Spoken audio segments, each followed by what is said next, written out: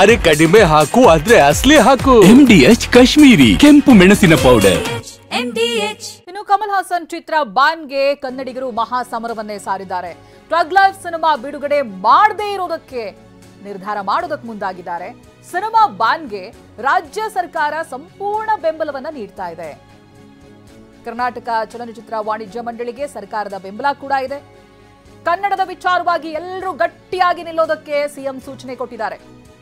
ಸರ್ಕಾರ ಕಾನೂನಾತ್ಮಕವಾಗಿ ಸಹಕಾರವನ್ನ ಕೊಡುತ್ತೆ ಅಂತ ಸಿಎಂ ಹೇಳಿದ್ದಾರೆ. ಚಲನಚಿತ್ರ ವಾಣಿಜ್ಯ ಮಂಡಳಿ ಪದಾಧಿಕಾರಿಗಳಿಗೆ ಸಿಎಂ ಭರವಸೆ ಕೊಟ್ಟಿದ್ದಾರೆ. ಸಿಎಂ ಜೊತೆ ಕರ್ನಾಟಕ ಚಲನಚಿತ್ರ ವಾಣಿಜ್ಯ ಮಂಡಳಿ ಚರ್ಚೆಯನ್ನ ಮಾಡಿದೆ. ಕಾನೂನಿನಲ್ಲಿ ಬಾನ್ಗೆ ಅವಕಾಶ ಇಲ್ಲದೆ ಇರೋದಕ್ಕೆ ಸರ್ಕಾರದ ಮೊರೆ ಹೋಗಿದೆ. ವಾಣಿಜ್ಯ ಮಂಡಳಿ ಪದಾಧಿಕಾರಿಗಳಿಗೆ ಸರ್ಕಾರ ಕೂಡ ಭರವಸೆ ಕೊಟ್ಟಿದೆ. ಕಮಲ್ ಹಾಸನ್ ಕ್ಷಮೆ ಕೇಳದ್ದಕ್ಕೆ ಸಿನಿಮಾ ಬ್ಯಾನ್ ಮಾಡಿ ಥಗ್ ಲೈಫ್ ಚಿತ್ರ ಬಿಡುಗಡೆ ಮಾಡದಂತೆ ಸರ್ಕಾರಕ್ಕೆ ಮನವಿಯನ್ನ ಮಾಡಿಕೊಂಡಿದೆ. ಸ್ವಯಂ ಪ್ರೇರಿತವಾಗಿ ಸಿನಿಮಾ ಪ್ರದರ್ಶನ ಮಾಡದಂತೆ ಆಗ್ರಹ ಕೂಡ ಪಡಿಸಲಾಗಿದೆ. ಫಿಲ್ಮ್ ಚೇಂಬರ್ ಸಭೆ ನಡೀತಾ ಇದೆ. ಮತ್ತೊಂದು ಕಡೆ ಬಾನ್ ಅನ್ನುವಂತ ಪದವನ್ನ ಅದು ಒಬ್ಬ ನಟ ನಟಿಯರ ಮೇಲಾಗ್ಲಿ ಅಥವಾ ಸಿನಿಮಾ ಮೇಲಾಗ್ಲಿ ಕಾನೂನಿನ ಪ್ರಕಾರ ಹೇರೋದಕ್ಕೆ ಸಾಧ್ಯ ಇಲ್ಲ. ಸೊ ಹಾಗಾಗಿ ಇದೀಗ ಸರ್ಕಾರದ ಮೊರೆ ಹೋಗಿದೆ ಫಿಲ್ಮ್ ಚೇಂಬರ್. ಸಿಎಂ ಸಿದ್ದರಾಮಯ್ಯ ಕೂಡ ಭರವಸೆಯನ್ನ ಕೊಟ್ಟಿದ್ದಾರೆ. ಇನ್ನು ಸರ್ಕಾರ ಕೂಡ ನಮ್ಮ ಹೋರಾಟಕ್ಕೆ ಕೈ ಜೋಡಿಸಿದೆ, ಕ್ಷಮೆ ಕೇಳೋವರೆಗೂ ಸಹಕಾರ ನೀಡದಂತೆ ಹೇಳಿದ್ದಾರೆ ಅನ್ನೋದಾಗಿ ಸಿಎಂ ಸಿದ್ದರಾಮಯ್ಯ ಭೇಟಿ ಬಳಿಕ ನರಸಿಂಹಲು ಮಾತನಾಡಿದ್ದಾರೆ. ಏನ್ ಹೇಳಿದ್ದಾರೆ ಬನ್ನಿ ನೋಡೋಣ. ಇದು ಭಾಷೆ ಸಮಸ್ಯೆ, ನಾಡಿನ ಸಮಸ್ಯೆ ಆಗಿರೋದ್ರಿಂದ ಸರ್ಕಾರನೂ ನಮಗೆ ಕೈ ಜೋಡಿಸ್ತಾ ಇದೆ. ಸರ್ಕಾರದವರು ನಮಗೆ ಒಂದು ಪತ್ರೆ ಮುಖೇನ ತಿಳಿಸಿದ್ದಾರೆ, ಈ ರೀತಿ ನೀವು ಇದನ್ನು ಕ್ಷಮೆಗೆ ವಯಸ್ಸಿನ ಕೆಲವರೆಗೂ ನೀವು ಇದನ್ನು ಯಾವುದೇ ರೀತಿಯ ಸಹಕಾರ ಕೊಡಬೇಡಿ ಅಂತಲೂ ಹೇಳಿದೆ. ಅದನ್ನು ನಾವು ನಡ್ಕೊಳ್ಳೇಬೇಕು.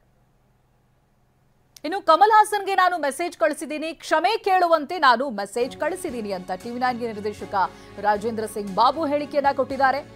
ಕ್ಷಮೆ ಕೇಳಿದ್ರೆ ದೊಡ್ಡವರಾಗ್ತೀರಿ ವಿನಃ ಸಣ್ಣವರಾಗಲ್ಲ. ಯಾಕಂದ್ರೆ ಅದು ನಿಮ್ಮ ಬಾಯಿಂದ ಬಂದಂತಹ ಮಾತು. ಯಾರೋ ಏನೋ ಹೇಳಿದ್ದನ್ನ ನಾವು ಸಹಿಸಿಕೊಳ್ಳಲ್ಲ. ಮಣಿರತ್ನಂ ಅವ್ರ ಬಳಿನೂ ಕೂಡ ನಾನು ಮಾತನಾಡಿದ್ದೇನೆ. ಕಮಲ್ ಹಾಸನ್ ಪ್ರತಿಷ್ಠೆಗೆ ಬಿದ್ದಂತೆ ಕಾಣ್ತಾ ಇದೆ. ಶಿವರಾಜ್ ಕುಮಾರ್ ಸಹ ಯಾರನ್ನೂ ಕೇರ್ ಮಾಡಬೇಕಿಲ್ಲ. ಶಿವರಾಜ್ ಕುಮಾರ್ ಕನ್ನಡದ ಪರ ನಿಲ್ಲಬೇಕು ಅಂತ ಟಿವಿ9 ನಿರ್ದೇಶಕ ರಾಜೇಂದ್ರ ಸಿಂಗ್ ಬಾಬು ಹೇಳಿಕೆಯನ್ನ ಕೊಟ್ಟಿದ್ದಾರೆ. ನಮ್ಮ ಪ್ರತಿನಿಧಿ ಪ್ರಮೋದ್ ನಿರ್ದೇಶಕ ರಾಜೇಂದ್ರ ಸಿಂಗ್ ಬಾಬು ಅವರನ್ನ ಮಾತನಾಡಿಸಿದ್ದಾರೆ. ಬನ್ನಿ ನೋಡೋಣ. ಈಗ ಕಮಲ್ ಹಾಸನ್ ಕೊಟ್ಟಿರುವಂಥ ಹೇಳಿಕೆ ಒಂದು ಚರ್ಚೆಯನ್ನು ಹುಟ್ಟಾಕಿದೆ, ಜೊತೆಗೆ ವಿವಾದವೂ ಕೂಡ ಆಗಿದೆ. ಅವ್ರು ಹೇಳ್ತಾ ಇರುವಂಥದ್ದು ನಾನು ಕ್ಷಮೆ ಕೇಳೋದಿಲ್ಲ, ಕ್ಷಮೆ ಕೇಳುವಂಥ ಪ್ರಮೇಯ ಬರಲ್ಲ ಅಂತ. ಇದನ್ನು ತಾವು ಯಾವ ರೀತಿ ನೋಡ್ತೀರಿ? ಕೆಲವು ತಪ್ಪು ಮಾಹಿತಿಗಳನ್ನು ಮಾತಾಡಿ ತಪ್ಪಾಗಿದೆ ಅಂತ ಹೇಳೋದು ತುಂಬ ದೊಡ್ಡತನ. ನಾನು ಅವ್ರಿಗೆ ಒಂದು ಮೆಸೇಜು ಕಳಿಸಿದ್ದೆ. ನೆಲ್ಸನ್ ಮಂಡೇಲಾ ತಪ್ಪಾಗಿದ್ದಾಗ ಕ್ಷಮೆ ಕೇಳಿದ್ದಾನೆ, ಪೋಪ್ ಸೆಕೆಂಡ್ ಕ್ಷಮೆ ಕೇಳಿದ್ದಾನೆ, ಹೆನ್ರಿ ಫಿಫ್ತ್ ಕ್ಷಮೆ ಕೇಳಿದ್ದಾನೆ, ಸಲ್ಮಾನ್ ಖಾನ್ ಕ್ಷಮೆ ಕೇಳಿದ್ದಾನೆ, ಅಕ್ಷಯ್ ಕುಮಾರ್ ಕ್ಷಮೆ ಕೇಳಿದ್ದಾನೆ. ಆದ್ದರಿಂದ ನೀವು ಕ್ಷಮೆ ಕೇಳಿದ್ರೆ ಇನ್ನೂ ದೊಡ್ಡವರಾಗ್ತೀರಿ ವಿನ ನೀವು ಚಿಕ್ಕವರಾಗಲ್ಲ. ನೀವು ಕ್ಷಮೆ ಕೇಳಿ, ಕ್ಷಮೆ ಯಾಕೆಂದರೆ ನಿಮ್ಮ ಬಾಯಿಂದ ಬಂದಿರೋ ಮಾತು. ಆಮೇಲೆ ನಾವು ಕನ್ನಡದವರು ಮೆಸೇಜ್ ಮಾಡಿದ್ರೆ ಸರ್ ಅವರಿಗೆ ನೀವು ಮಾತು ನಾನು ಮೊಬೈಲಲ್ಲಿ ಇದೆ ನನ್ನ ಹತ್ರ, ನಿಮಗೆ ಬೇಕಾದ್ರೆ ಕಳಿಸ್ಕೊಡ್ತೀನಿ. ಹೀಗೆ ಕನ್ನಡದವರು ನಾವು ಯಾರೋ ಏನೋ ಹೇಳಿಬಿಟ್ರು ಅಂತ ಅದನ್ನು ನಾವು ಸಹಿಸ್ಕೊಳ್ಳೋಕ್ಕಾಗಲ್ಲ. ನಾವು ಅವ್ರಿಗೆ ಭಾಳನೇ ಒಂದು ಪ್ರತಿಯೊಬ್ಬರೂ ಒಂದು ಕ್ಷಮೆ ಕೇಳಿ, ನಿಮಗೆ ಗೊತ್ತಿಲ್ಲದೆ ಮಾಡಿರ್ಬೋದು, ಗೊತ್ತಿದ್ದು ಮಾಡಿದಿರೋ ಅದು ಬೇರೆ ಸಮಾಚಾರ.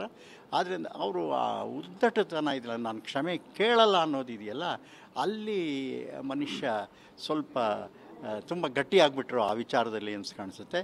ಇದನ್ನು ಚಿಕ್ಕದಾಗ ಮುಗಿಯೋದನ್ನು ಇಷ್ಟು ದೊಡ್ಡದಕ್ಕೆ ಬೆಳೆಸ್ಕೊಂಡು ಹೋಗಿದ್ದಾರೆ. ಆದರೆ ನಾವು ಕನ್ನಡದವರು ನಮ್ಮ ಸ್ವಾಭಿಮಾನನ ಬಿಟ್ಕೊಡಲ್ಲ.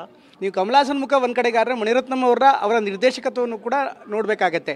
ಹೀಗಾಗಿ ಈ ವಿಚಾರದಲ್ಲಿ ಮಣಿರತ್ನಂ ಅವರ ಭಾಗ ಕೂಡ ಆಗಿರುವಂಥ ಹಿನ್ನೆಲೆಯಲ್ಲಿ ನಿರ್ದೇಶಕರ ಸಂಘನೇ ಇರ್ಬೋದು ಅಥವಾ ವಾಣಿಜ್ಯ ಮಂಡಳಿ ಯಾವ ರೀತಿ ನೋಡುತ್ತೆ? ಅಲ್ಲ, ನಾನೀಗ ಮಣಿರತ್ನಂ ಅವ್ರ ಹತ್ರ ಮಾತಾಡಿದೆ.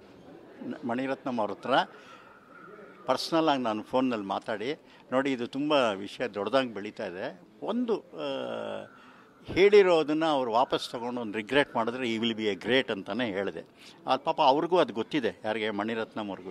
ಇದು ಎಲ್ಲೋ ಒಂದು ಈಗೋ ಪ್ರಶ್ನೆಯಲ್ಲಿ ಸಿಗಾಕೊಂಬಿಟ್ಟಿದೆಯಾ ಅನ್ನೋದು ಒಂದು ನನ್ನ ಪ್ರಶ್ನೆ. ಯಾಕೆಂದರೆ ನಾನೇನು ಕಮಲ್ ಹಾಸನ್ ಹತ್ರ ಡೈರೆಕ್ಟಾಗಿ ಮಾತಾಡಿಲ್ಲ. ನಾನು ಹಿಂದೆ ಎಲ್ಲ ಗಂಟೆಗಟ್ಟಲೆ ಮಾತಾಡಿದ್ದೀವಿ ನಾನು ಕಮಲ್ ಹಾಸನ್. ಕಾವೇರಿ ಗಲಾಟೆ ಇದ್ದಾಗ ಅವರು, ನಾನು, ರಮೇಶ್, ನಮ್ಮ ಆ್ಯಕ್ಟರ್ ರಮೇಶ್ ಇದ್ದಾರಲ್ಲ, ಎಷ್ಟು ಮುಖ್ಯ ಒಂದು ನಮ್ಮ ಒಂದು ರಾಜ್ಯಗಳಲ್ಲಿ ನಮ್ಮ ಸಂಬಂಧ ಎಷ್ಟು ಮುಖ್ಯ. ಈ ವಿಷಯಗಳನ್ನ ಎಷ್ಟರ ಮಟ್ಟಕ್ಕೆ ನಾವು ಬೆಳೆಯೋಕ್ಕೆ ಬಿಡಬಾರ್ದು ಅನ್ನೋ ಥರದಲ್ಲಿ. ಹಾಗೆ ಈ ವಿಚಾರನೂ ಇದನ್ನು ಈಗ ಕನ್ನಡಕ್ಕೆ ಹಾರ್ಟ್ ಆದಾಗ ನಾವು ನಿಲ್ಲಿಲ್ಲ ಅಂದರೆ ಮತ್ತೆ ನಾವು ಕನ್ನಡದಲ್ಲಿ ಹುಟ್ಟಿ ಕನ್ನಡದಲ್ಲಿ ಬೆಳೆದು ಕರ್ನಾಟಕದಲ್ಲಿದ್ದು ಏನು ಪ್ರಯೋಜನ? ಚಿತ್ರರಂಗದವರು ಶಿವರಾಜ್ ಕುಮಾರ್ ಅವರನ್ನ ಅನೇಕರು ಪ್ರಶ್ನೆ ಮಾಡ್ತಿದ್ದಾರೆ. ಅವರು ಸಹಜವಾಗಿ ಒಂದು ಧರ್ಮ ಸಂಕಟಕ್ಕೆ ಸಿಕ್ಕಾಕೊಂಡಿದ್ದಾರೆ ಅಂತ. ನಿಜವಾಗ್ಲೂ ಪಾಪ ಅವ್ರಿಗೇನಾಗಿದೆ, ಅವರನ್ನು ಫಂಕ್ಷನ್ಗೆ ಕರೆದಿದ್ರು, ಅಲ್ಲಿ ಆ ಥರ ಹೇಳಿದ ಮೇಲೆ ಅವ್ರಿಗೆ ಇಲ್ಲಿಗೆ ಬಂದ ಮೇಲೆ ಗೊತ್ತಾಗಿದೆ ಅದರದ್ದು ತೀವ್ರತೆ ಏನು ಅಂತ. ರಾಜ್ಕುಮಾರ್ ಮಗ ಆಗಿ ಕರ್ನಾಟಕದಲ್ಲಿ ಇವತ್ತು ರಾಜ್ಕುಮಾರ್ ಇಲ್ದಿರೋ ಸಮಯದಲ್ಲಿ ಶಿವರಾಜ್ಕುಮಾರ್ ಅವರ ಒಂದು ರೆಪ್ರೆಸೆಂಟೇಟಿವ್ ಕನ್ನಡಕ್ಕೆ. ಅವರು ಯಾರನ್ನೂ ಕೇರ್ ಮಾಡಬೇಕಾಗಿಲ್ಲ, ಅವರೇನು ಆ್ಯಕ್ಟ್ ಮಾಡಬೇಕಾಗಿಲ್ಲ ತಮಿಳು ತೆಲುಗುಲಿ, ಏನು ದೊಡ್ಡ ಮೇನ್ ಕ್ಯಾರೆಕ್ಟರ್ ಕೊಡೋಲ್ಲ. ಅದು ಶಿವರಾಜ್ಕುಮಾರ್ ಅವ್ರು ತಿಳ್ಕೊಬೇಕು. ಶಿವರಾಜ್ಕುಮಾರ್ ಅವ್ರನ್ನ ಅವ್ರು ಉಪಯೋಗಿಸ್ಕೊಳ್ತಾ ಇದ್ದಾರೆ. ನಮ್ಮ ಕರ್ನಾಟಕಕ್ಕೆ ಬರೋಕ್ಕೆ ಶಿವರಾಜ್ಕುಮಾರ್ನ ಒಂದು ಚಿಕ್ಕ ಚಾನ್ಸ್ ಕೊಟ್ಬಿಟ್ಟು, ಯಾಕೆ ಶಿವರಾಜ್ಕುಮಾರ್ಗೆ ಫುಲ್ ಲೆಂತ್ 5,000 ಅಡಿ 7,000 ಅಡಿ ಉದ್ದ ಇರೋ ಕ್ಯಾರೆಕ್ಟರ್ಸ್ ಕೊಡೋಲ್ಲ, ಚಿಕ್ಕ ಕ್ಯಾರೆಕ್ಟರ್ ಕೊಡ್ತಾರೆ. ಅದು ಅಲ್ಲಿ ಅವರ ಒಂದು ವ್ಯಾಪಾರದ ಮೂಲ. ಏನು ಅಂದರೆ ಶಿವರಾಜ್ಕುಮಾರ್ನ ಹಾಕೊಂಡ್ರೆ ನಮಗೆ ಸ್ವಲ್ಪ ಕರ್ನಾಟಕ ಎಂಟ್ರಿ ಚೆನ್ನಾಗಾಗುತ್ತೆ ಅಂತ. ಆದ್ದರಿಂದ ಶಿವರಾಜ್ಕುಮಾರ್ 150 ಪಿಕ್ಚರ್ ಮಾಡಿದ್ದಾರೆ, ಎಂತೆಂಥ ಪಿಕ್ಚರ್ಗಳು ಮಾಡಿದ್ದಾರೆ. ಅವ್ರಿಗೇನು ಬೇರೆ ಲ್ಯಾಂಗ್ವೇಜ್ ಬೇಕಾಗಿಲ್ಲ, ಅವರೇನು ಹೊಸಬರಲ್ಲ. ಆದ್ದರಿಂದ ಈ ಒಂದು ಸಂದರ್ಭದಲ್ಲಿ ಅವರು ಕನ್ನಡದ ಪರ ನಿಂತ್ಕೋಬೇಕು ಅನ್ನೋದು ನಮ್ಮ ಆಸೆ. ಇದಿಷ್ಟು ರಾಜೇಂದ್ರ ಸಿಂಗ್ ಬಾಬು ಅವರು ಹೇಳ್ತಾ ಇರುವಂಥ ಮತ್ತು ಕ್ಯಾಮ್ರಾಮನ್ ಮಂಜುನಾಥ್ ಜೊತೆ ಪ್ರಮೋದ್, TV9 ಬೆಂಗಳೂರು. ಇನ್ನು ಕನ್ನಡಿಗರ ಆಕ್ರೋಶ ಥಗ್ ಲೈಫ್ ಸಿನಿಮಾದ ನಿರ್ಮಾಪಕರಿಗೆ ತಲೆನೋವಾಗಿ ಪರಿಣಮಿಸಿದೆ. ಕಮಲ್ ನಟನೆಯ ಚಿತ್ರ ಬಿಡುಗಡೆಗಾಗಿ ಇದೀಗ ಕೋರ್ಟ್ ಮೊರೆ ಹೋಗಿದ್ದಾರೆ. ಥಗ್ ಲೈಫ್ ಚಿತ್ರ ನಿರ್ಮಾಪಕ. ಚಲನಚಿತ್ರ ವಾಣಿಜ್ಯ ಮಂಡಳಿ ಕ್ರಮ ಪ್ರಶ್ನಿಸಿ ಅರ್ಜಿ ಕೂಡ ಸಲ್ಲಿಸಿದ್ದಾರೆ. ಚಿತ್ರದ ಸಹ ನಿರ್ಮಾಪಕ ರಾಜ್ ಕಮಲ್ ಫಿಲ್ಮ್ ಸಂಸ್ಥೆಯಿಂದ ಅರ್ಜಿ ಸಲ್ಲಿಕೆಯಾಗಿದೆ. ಕಮಲ್ ಹಾಸನ್ ಬಳಿ ಕ್ಷಮೆ ಕೇಳಿಸದೆ ಈ ಮುಂಡಾಟ ಮೆರೀತಾ ಇದ್ದಾರೆ. ಸುಲಭವಾಗಿ ಆಗುವುದು ಕಮಲ್ ಹಾಸನ್ನ ಒಂದು ಕ್ಷಮೆ ಎಲ್ಲಾ ಪರಿಸ್ಥಿತಿಯನ್ನ ತಿಳಿಗೊಳಿಸುತ್ತೆ. ಅದರ ಹೊರತಾಗಿ ಇದೀಗ ಕೋರ್ಟ್ ಮೊರೆ ಹೋಗಿರೋದು. MDH ನ ಕಿಚನ್ ಅಲ್ಲಿದ್ರೆ ನಾವು ಎಲ್ಲವನ್ನು ಮಾಡಬಹುದು. ಬೆಂಗನ್ ಕಾ ಬರ್ತಾ, ಆಲೂ ಗೋಬಿ, ಬಿಂಡಿ ಮಸಾಲಾ, ಇನ್ನೂ ಬಹಳಷ್ಟು. MDH